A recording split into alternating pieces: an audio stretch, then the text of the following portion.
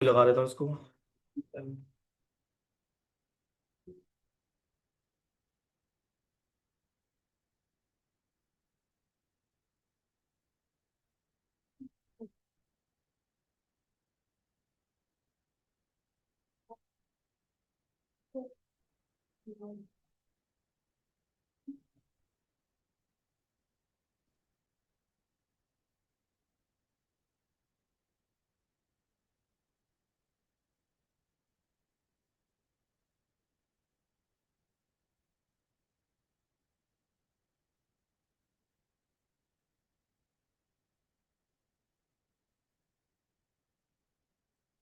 हो गया काम।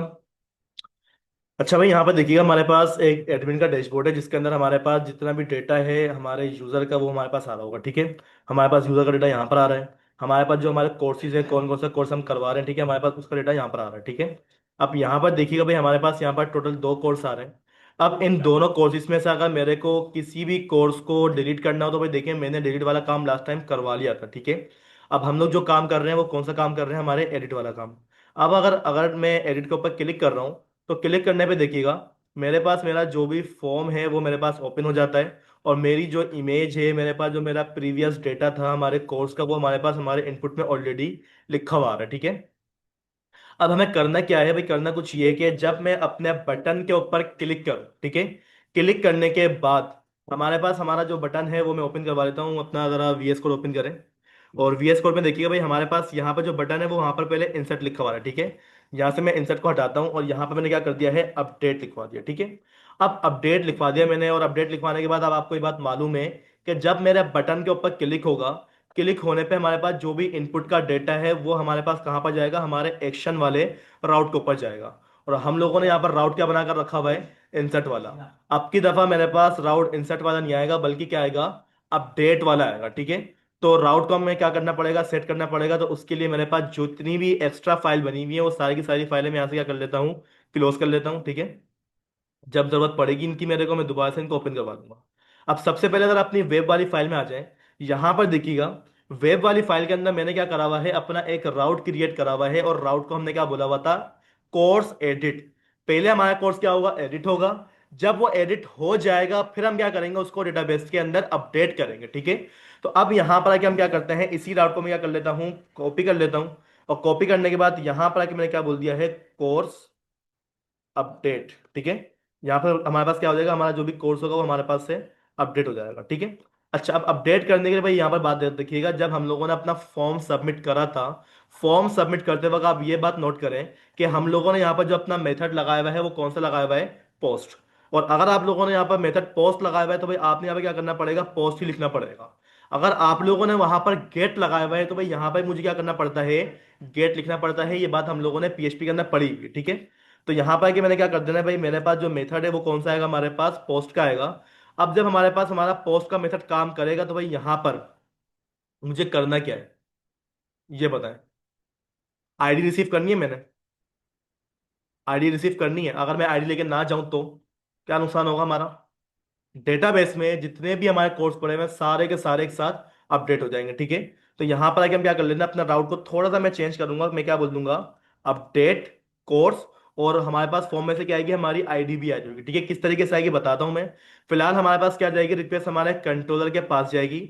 और कंट्रोलर के पास जाने के बाद वो क्या करेगी, हमारे पास वहां पर एक फंक्शन को ढूंढेगी जिसका नाम क्या होगा, हमारा अपडेट होगा। ठीक है, और हमारा जो राउट का नाम है, मेरे को क्या करना पड़ेगा, अपने राउट का नाम भी चेंज करना पड़ेगा ताकि भाई हम अपने बटन पे जब क्लिक करें तो इस वाले राउट को हम आसानी के साथ कॉल कर सकें। ठीक है, इसी राउट के नाम को आप कॉपी करें और अपने फॉर्म के अंदर आ जाएं, जहां पर आप लोगों ने बोला भाई हमारे पास जब डेटा सबमिट होगा तो हमारे पास जो राउट कॉल होगा वो कौन सा वाला राउट कॉल होगा, हमारा अपडेट कोड्स वाला। ठीक है, अब इसके साथ मुझे करना क्या है, हमारी आईडी को भी भेजना है। ठीक है, तो आईडी को भेजने के लिए आप एक काम ये करें, यहां पर लगा दिया कोमा।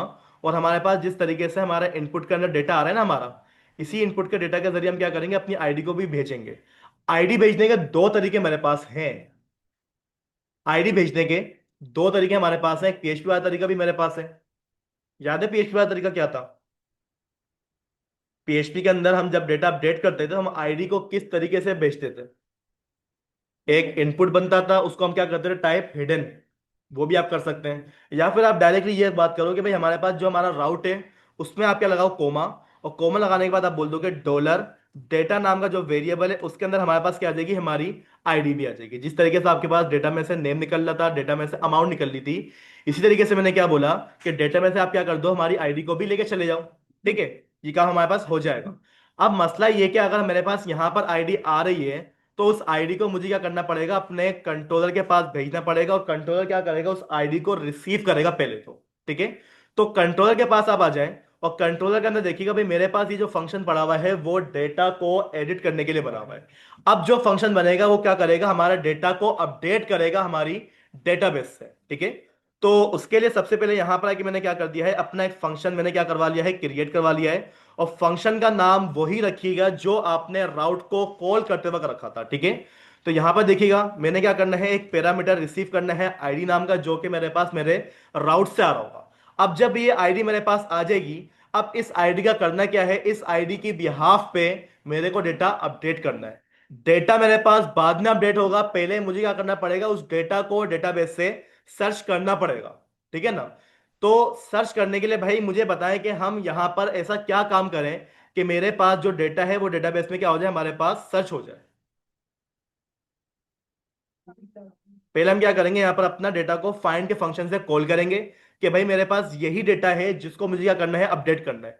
अब सबसे पहले हमें करना क्या होगा, एक मेरे पास बनेगा हमारा वेरिएबल, किस नाम से बनेगा, हमारा COURAC। ठीक है, कोर्स नाम के वेरिएबल के अंदर, ठीक है, हमारे पास क्या आएगा, हमारा वो डेटा आएगा जो कि डेटाबेस से मैं क्या करूंगा, फाइंड करके यहां पर लाऊंगा। ठीक है, तो फाइंड करने के लिए सबसे पहले आप क्या करेंगे, अपना जो भी मॉडल बना हुआ है COURAC कोर्स, कोर्स नाम का आपने क्या करना है, मॉडल कॉल कर लेना। ठीक है, ये मेरे पास मॉडल आ रहा है, इस पे क्लिक करेंगे, मॉडल आपके पास टॉप पे ऐड हो जाएगा। ठीक है, अब मॉडल के अंदर भाई मेरे पास लास्ट टाइम हम लोगों ने ऑल का फंक्शन यूज करा था।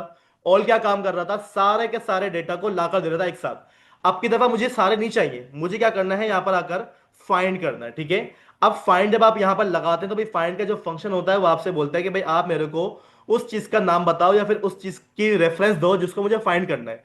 तो भाई $ID, मुझे फाइंड किसको करना है, हमारे उस आईडी को फाइंड करना है जो कि मेरे फॉर्म के अंदर से निकल कर आ रही है। ठीक है, अब जो भी मेरे पास डेटा आएगा वो हमारे पास इस वाले वेरिएबल में आ जाएगा। अब वेरिएबल में आने के बाद मुझे क्या करना है, रिटर्न कर देना है चेक करने के लिए कि भाई मेरे पास ये जो आईडी फाइंड करके डेटा लेकर आ रहा है वो डेटा वाकई में हमारे वेरिएबल में आया है या नहीं आया। ठीक है, ये डेटा तब आएगा जब मैं अपने फॉर्म को सबमिट करवा दूंगा। ठीक है, जरा अपने फॉर्म के अंदर आ जाएं, मैं जरा अपने पेज पे जाता हूँ। ठीक है, एक दफा अपने पेज को रिफ्रेश कर लिएगा। रिफ्रेश करने के बाद यहां पर देखिए भाई हमारे पास एक कोर्स आ रहा है पाइथन का। ठीक है, हम क्या करेंगे, इसको पहले एडिट करेंगे। ठीक है, एडिट करने के बाद अब हमारे को अगला काम क्या करना है, अभी देखें फिलहाल यहाँ पर मैंने अपडेट कुछ नहीं करा, सिंपल मैं क्या करता हूँ, बटन के ऊपर क्लिक करके ये चेक करता हूँ कि मेरे पास से डेटाबेस में वो डेटा फाइंड करके ला रहा है या नहीं ला रहा। देखें ये क्या काम करा, ये सिर्फ और सिर्फ उसी डेटा को लाया जो डेटा मैंने क्या करा था, सबमिट करते वक्त आईडी से कॉल करवाया था। ठीक है, यानी कि भाई ये डेटा मेरे पास क्या हो चुका है, आ चुका है। अब जब मेरे पास डेटा आ गया है तो अब मुझे क्या करना है, इसी डेटा को डेटाबेस में अपडेट करवाना पड़ेगा। ठीक है, अब डेटाबेस में अपडेट करवाने के लिए आप एक काम ये करें कि अपने VS कोड में आ जाएं, और VS कोड में आने के बाद अब आपने करना क्या है, इनपुट से डेटा लेना है। क्या करना है, इनपुट से डेटा रिसीव करना है। तो भाई इनपुट से डेटा रिसीव करने में कोई मसला किसी को आ सकता है, डेटा कहां से आएगा बताएं। तो इस फील्ड से इनपुट में डेटा कैसे, क्या कहते हैं, इनपुट से डेटा लूंगा कैसे मैं, वो तो बताओ, लगा हुआ इसके अलावा। कंट्रोलर में डेटा रिसीव कैसे होगा, बना हुआ है, राउट भी बना हुआ है, कंट्रोलर कॉल भी हो रहा है। अब मुझे ये बात बता दें कि कंट्रोलर के अंदर डेटा रिसीव करूंगा कैसे मैं। हम्म, हाँ भाई आप ये देखें, आपने जो यहाँ पर फंक्शन बनाकर रखा हुआ है अपडेट वाला, उसमें आपने जो रिक्वेस्ट है वो तो रिसीव करी नहीं है। जब तक मेरे पास यहाँ पर रिक्वेस्ट नहीं आएगी ये फंक्शन हमारा इनपुट का डेटा रिसीव करेगा कैसे। ठीक है, तो यहाँ पर आके आपने क्या करना पड़ेगा, आपका जो ऊपर क्लास होती है रिक्वेस्ट नाम की, आपने क्या करना है, उस क्लास को कॉल करना है, और उस क्लास के अंदर हमारे पास जितनी भी रिक्वेस्ट आएंगी वो सारी की सारी रिक्वेस्ट मुझे करनी क्या है, अपने एक रिक्वेस्ट नाम के वेरिएबल को असाइन करनी है। ठीक है, अब जो भी मेरे पास डेटा आएगा वो मेरे पास इस वाले वेरिएबल में आएगा ना भाई। अब चेक करते हैं कि फिलहाल यहां पर मेरे पास रिक्वेस्ट में आ क्या रहा है। ठीक है, तो $रिक्वेस्ट। ठीक है भाई, यहाँ पर देखिएगा भाई मैंने करा क्या है, डॉलर रिक्वेस्ट नाम के वेरिएबल को मैंने यहाँ पर आके क्या करवा लिया है, रिटर्न करवा लिया है। अब ये देखना है कि अगर मैं इनपुट में डेटा अपडेट करता हूं तो रिक्वेस्ट मेरे पास वो डेटा अपडेट करके मुझे दे रही है या नहीं दे रही। पहले ये चेक करता है। ठीक है, जरा अपने उसके अंदर आ जाए, VS कोड से निकल कर क्रोम में आ जाए। यहाँ पर देखिए हमारे पास क्या लिखा हुआ है, पाइथन लिखा हुआ है। ठीक है, पाइथन को मैंने क्या करा, पाइथन एडवांस, ठीक है ना, ADVANC। ठीक है, यहाँ पर देखिएगा मैंने क्या करा है, अपना नाम चेंज कर दिया है, पाइथन एडवांस कर दिया। ठीक है, अब मैंने करना क्या है, जब मैंने बटन के ऊपर क्लिक करना है तो मेरे पास जो रिक्वेस्ट है वो मेरा डेटा अपडेट करके ला रही है या नहीं ला रही है, पहले ये देख।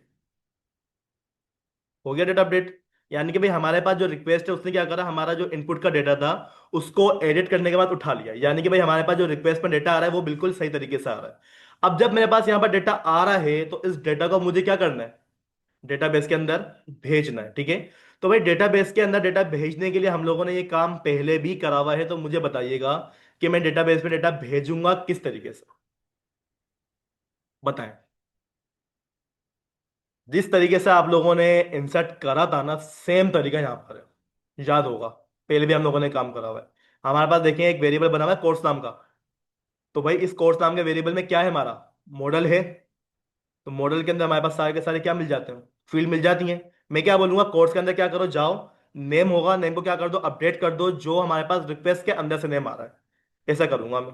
ठीक है, तो यहाँ पर करते हैं। सबसे पहले मैं बोल देता हूँ डॉलर, हमारे पास एक वेरिएबल बना हुआ है किस नाम से, कोर्स नाम का। अब ये जो कोर्स नाम का वेरिएबल है ना, बेसिकली इसमें हमारे पास हमारा मॉडल का डेटा सेव है। मैं क्या बोलूंगा, कोर्स के अंदर जाओ, वहां पर आपको क्या मिलेगा, एक कॉलम मिलेगा। कौन सा कॉलम है वो, नेम नाम का कॉलम है। ठीक है, मैं अपना जरा डेटाबेस भी डायरेक्टली ओपन करवा दूं ताकि हमारे को कोई कंफ्यूजन ना हो। यहाँ पर PHP माई एडमिन, माई शॉपिंग किस नाम से था, स्कूल मैनेजमेंट के नाम से था डेटाबेस, और कोर्स ओपन कर लेते हैं। तो यहाँ पर देखिए भाई हमारे पास एक कॉलम है नेम नाम का। ठीक है, मैंने क्या बोला हुआ है कि भाई आप एक काम ये करो कि हमारे पास जो कोर्स नाम का वेरिएबल है उसके अंदर आपको क्या मिलेगा, एक कॉलम मिलेगा किस नाम से, नेम नाम का। ठीक है भाई, मेरे को क्या मिल गया, कॉलम मिल गया। अब उस कॉलम को करना क्या है, डॉलर रिक्वेस्ट के अंदर से क्या आ रहा है, हमारे पास एक डेटा आ रहा है। ठीक है, तो आप क्या करोगे, यहां पर अपना एरे ओपन कर लोगे और एरे के अंदर उस क्या कर दोगे, डेटा का नाम बता दोगे। ठीक है, आप एरे में पास करना चाहो एरे में पास कर सकते हो, वरना हमारा जो पुराना वाला तरीका है इस तरीके से आप कर सकते हो, डेटा को शो करवा सकते हो कि एरे के अंदर हमारे पास जो रिक्वेस्ट नाम का वेरिएबल है वो बेसिकली हमारा एक एरे, उस एरे के अंदर यानी कि उस रिक्वेस्ट नाम के वेरिएबल के अंदर मुझे मेरा क्या मिलेगा, इनपुट मिलेगा। अब इनपुट को आपने जो नाम दिया हुआ है जरा वो नाम चेक करें कि आपने अपने इनपुट को नेम क्या दिया हुआ है, वेरिएबल क्या दिया हुआ है आप लोगों ने, नेम दिया हुआ है। ठीक है, तो इसी नाम के एट्रीब्यूट को मैं क्या करूंगा, यहां पर कॉल करूंगा कि भाई हमारे पास जो इनपुट के अंदर से क्या आ रही है, रिक्वेस्ट आ रही है। रिक्वेस्ट कौन सी वाली है हमारे पास, नेम की आ रही है। ठीक है, तो आप क्या करोगे, यहां पर आकर इस तरीके से बोल दोगे, हमारे पास जो रिक्वेस्ट के अंदर से जो नेम आया ना भाई, आप क्या करो उसको उठा लो। अगर आपको मैं ऊपर लेके जाऊं तो ऊपर भी आप लोगों ने डेटा को इंसर्ट करते वक्त यही काम तो करा हुआ है। ऊपर जाए जरा, आपने क्या बोला हुआ है कि भाई हमारे पास जो कोर्स नाम का वेरिएबल है उसमें आप क्या कर दो, हमारा नेम नामक कॉलम होगा, उस नेम नामक कॉलम को क्या करो, हमारे डेटा नाम का जो वेरिएबल है उसके अंदर से क्या कर दो, सेव करवा दो। ये काम हमने ऊपर भी करा हुआ था, यही काम हम क्या कर रहे हैं, नीचे भी करवा रहे हैं। ठीक है, नीचे आ जाए जरा, ये। ठीक है भाई, नेम हमारे पास आ जाएगा। इसके अलावा भाई हमारे पास जितने भी कॉलम है आप क्या करेंगे, अपने सारे के सारे कॉलम के अंदर उसको डेटा को बराबर कर देंगे। डेटाबेस के अंदर हमारा अगला कॉलम का नाम क्या है, DESC। ठीक है, एक दफा डेटाबेस को भाई चेक कर लीजिएगा, ऐसा ना हो कि स्पेलिंग मिसमैच हो जाए हमारी। ठीक है, देखिएगा यहाँ पे क्या लिखा हुआ है, DESC लिखा हुआ है। ठीक है, अच्छा DESC के अंदर भाई हमारे पास जो हमारा इनपुट है, इनपुट के अंदर जो हमने एट्रीब्यूट पास करा हुआ है उसका नाम क्या रखा हुआ था हम लोगों ने, DESC ही रखा हुआ है। एक दफा इसको चेक कर लिएगा भाई। अ, हाँ DESC रखा हुआ है मैंने। ठीक है, ये भी सही है। अच्छा, डिस्क्रिप्शन के बाद डेटाबेस में हमारे पास एक कॉलम और है, अमाउंट नाम का, ऐसा ही है। और हम लोगों ने इनपुट को नाम क्या दिया हुआ था, अमाउंट ही दिया हुआ था मेरे ख्याल से तो। इसके अलावा हमारे पास एक कॉलम और है, कौन सा कॉलम है डेटाबेस के अंदर वो, इमेज हो गया। अच्छा, इमेज तो बाकी है, हाँ इमेज आ जाती है। ठीक है भाई, अब यहाँ पर देखिए भाई हमारे पास जो इमेज है, इमेज लगाने के लिए भाई हमें क्या करनी पड़ेगी, कुछ कंडीशन को यहाँ पर देखना पड़ेगा। इमेज अगर ना आए तो पुराना वाला डेटा अपडेट कर दो, और अगर इमेज आ जाए तब क्या करो, हमारा नया वाला डेटा अपडेट कर दो। ठीक है, अब मुझे बताएं यहाँ पर इस तरह की कंडीशन लगाने के लिए मेरे को यहाँ पर कौन सी वाली लॉजिक लगानी पड़ेगी, इफ और एल्स। चलो, सबसे पहले क्या लगेगा हमारे पास, इफ। अगर इमेज अपलोड होगी तो हमारे पास क्या होगा, इफ का ब्लॉक चलेगा। और अगर हमारे पास इमेज अपलोड ना हो तो क्या चलेगा हमारे पास, एल्स का ब्लॉक चलेगा। ठीक है। देखिएगा भाई, अब इमेज अपलोड होगी तो भाई उसका काम मैं बाद में करवाता हूं। अगर यूजर इमेज अपलोड ना करे तो क्या करो, हमारा एल्स का ब्लॉक चला दो। एल्स के ब्लॉक के अंदर मुझे करना क्या है, डॉलर, हमारा जो कोर्स है, क्या है, हमारा जो वेरिएबल है कोर्स नाम का, उसको आप क्या कर दोगे, सेव करवा दोगे। अगर यूजर इमेज अपलोड अपलोड ना करे तो क्या कर दो, यूजर का पुराना वाला डेटा ही क्या करवा दो, सेव करवा दो। ठीक है। और सेव करवाने के बाद क्या करो, उसको रिटर्न कर दो। और रिटर्न करना कहां पर है, रिडायरेक्ट राउट। ठीक है। और हमारे राउट का नाम क्या है भाई, देखिएगा, ऑल कोर्स नाम से हमने एक राउट बनाया हुआ था शायद, फेच कोर्स। ठीक है भाई। अगर हमारे पास हमारा डेटा क्या हो जाता है, अपडेट हो जाता है विदाउट इमेज, ठीक है, तो यहां पे क्या होगा, हमारा डेटा सेव हो जाएगा डेटाबेस के अंदर, और हमारे पास क्या हो जाएगा, हमारा डेटा रिडायरेक्ट हो जाएगा कहां पर, हमारे इस वाले राउट के पास। और वहां पर क्या जाएगा, हमारा विद के साथ एक मैसेज भी जाएगा। और मैसेज की जो की है हमने क्या बना के रखी हुई वहां पर, सक्सेस। ठीक है। और इसमें हमारे पास जो वैल्यू जाएगी वो हमें क्या रखवा लेंगे यहाँ पर, course data is updated without image. Message भी हम क्या करेंगे, अपना चेंज करवाएंगे। ठीक है। अगर हमारे पास हमारी इमेज अपलोड ना हो तो भाई क्या होगा, हमारे पास ये वाला मैसेज आएगा, course data is updated without image, के इमेज के बगैर क्या हुआ है, आपका डेटा अपडेट हुआ है। और अगर यूजर इमेज अपलोड कर देगा तो हम क्या करेंगे, अपने इफ के ब्लॉक के अंदर हम क्या करेंगे, डेटा चेक करवाएंगे। अब सारी की सारी कहानी आ जाती है हमारे पास कहां पर, हमारे इफ के अंदर, कि इफ में चेक क्या करना है। अब बताएं क्या करना होगा हमारे को। सबसे पहले जो इमेज है, हम क्या करेंगे, उसको कॉल करेंगे। मैं बोल दूंगा डॉलर रिक्वेस्ट नाम का हमारे पास जो वेरिएबल है, जिसपे हमारे पास क्या आ रही है, सारी की सारी रिक्वेस्ट आ रही है। उस रिक्वेस्ट के अंदर से हमारे पास क्या होता है, हेज फाइल नाम का एक मेथड होता है। ठीक है। ये मेथड मेरे ख्याल से मैंने ऊपर भी आप लोग को यूज करवाया होगा, अगर मैं ऊपर जाके आपको दिखाऊं। मैं फाइल तो यूज करवाया ना मैंने, इमेज हमारे पास फाइल से ही आती है। अब हेज फाइल का मतलब क्या है, एक नया मेथड आ गया।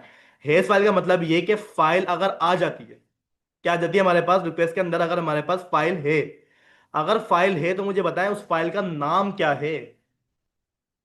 पिक नाम था, कंफर्म करो। यहां पर आ जाए जरा अपने इनपुट के ऊपर, नाम क्या दिया हुआ आप लोगों ने, पिक नाम दिया हुआ है। ठीक है।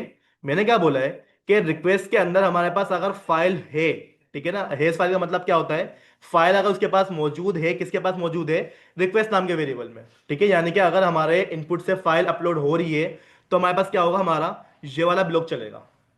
चेक करें इसको, बताएं चेक करना चाहिए इसको, रिटर्न।